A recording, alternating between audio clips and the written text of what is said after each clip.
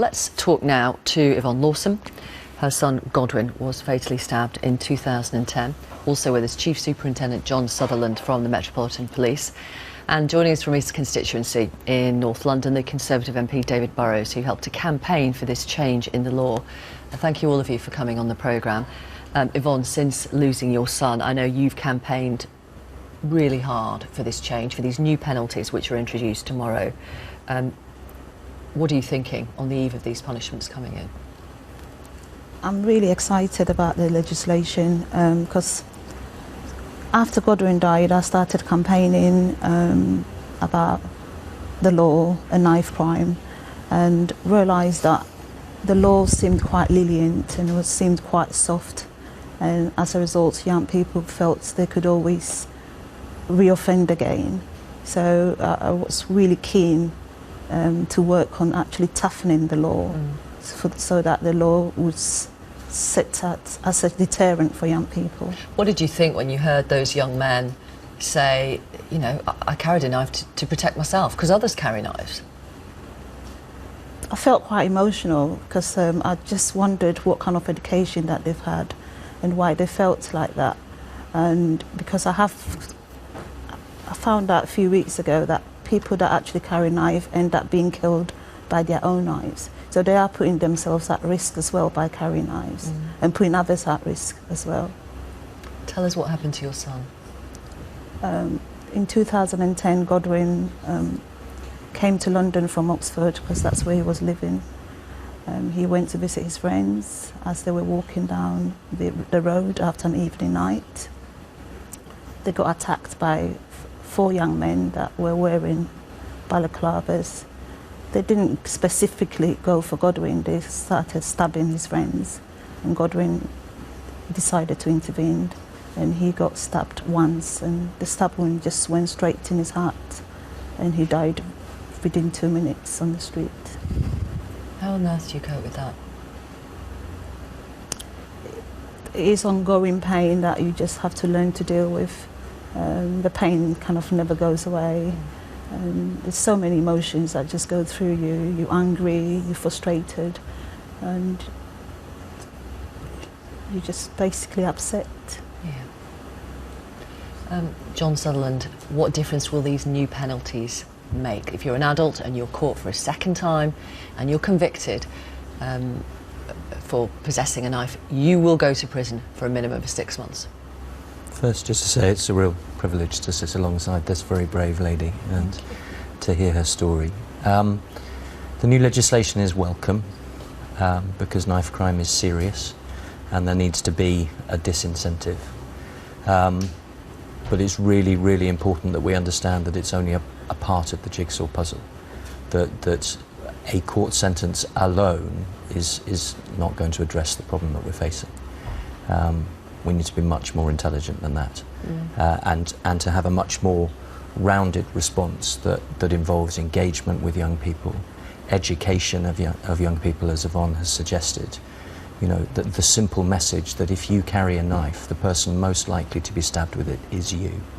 You pick a knife up, you put yourself at more risk than if you left it in the drawer or wherever it is that you found it. But I don't think if you're the sort of person that is going to carry a knife, that message is not going to resonate with you, is it? With the greatest of respect. I mean, we heard in the film, people pick up knives for different reasons. And the enforcement role, of which the legislation is a part and of which police officers have the primary responsibility, that is for the men and the young men of violence who pick up knives intending to use them. Some people, in the short term, all they're going to respond to is the intervention of the police, the intervention of the criminal justice system. But behind them are a whole series of young people, impressionable young people, who pick up a knife because they think it's the thing to do, because they are afraid, and we need to recognise that those fears are genuine. Those are the people that we need to target the education and the engagement at.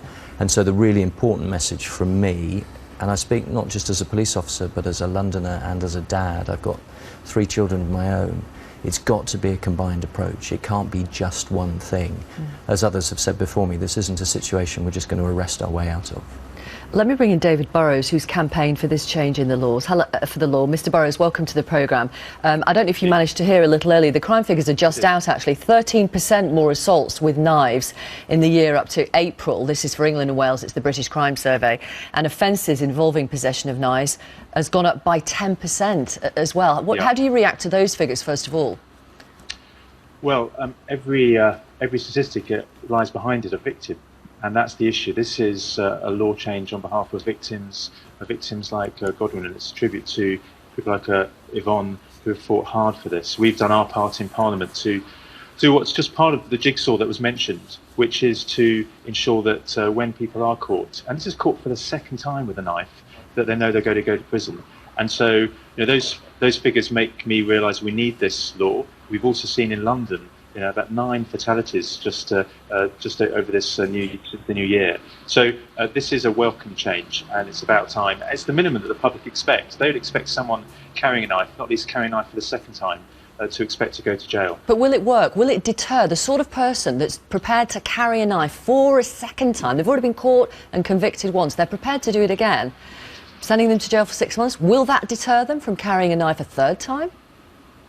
Well, it's a part of deterrence, it's punishment, and we need to look at other ways to try and prevent them carrying a knife in the first place. But I think it will help. I'm listening to those like the police who are saying when the mandatory sentences came in place in relation to guns, it did have an impact. And we need to send an important message from Parliament, as we've done, and now it's going to be enforced that anyone carrying a knife should expect the law to be tough and for them to go to jail. So it will help, but we need to work a long way before that to stop them carrying a knife in the first place, because we know it's not only the consequences of jail, the consequences, as we heard in your report, is fatal for people, whether they're carrying a knife for their own protection, whether they're part of a gang, one way or the other, they could well end up losing their life, and that's the main consequence. But as far as those who want to take the risk of carrying a knife, they know from tomorrow that they're likely to go to jail. Yvonne, what would you say to anybody who still carries a knife? What would your message be to them?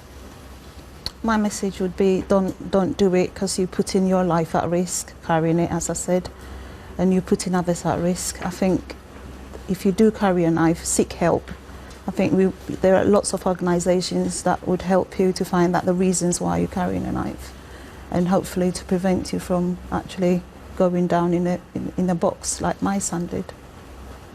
Thank you very much for coming on the programme. Thank you. Thank you as well, John Sutherland and David Burrows. Thanks for your time, all of you.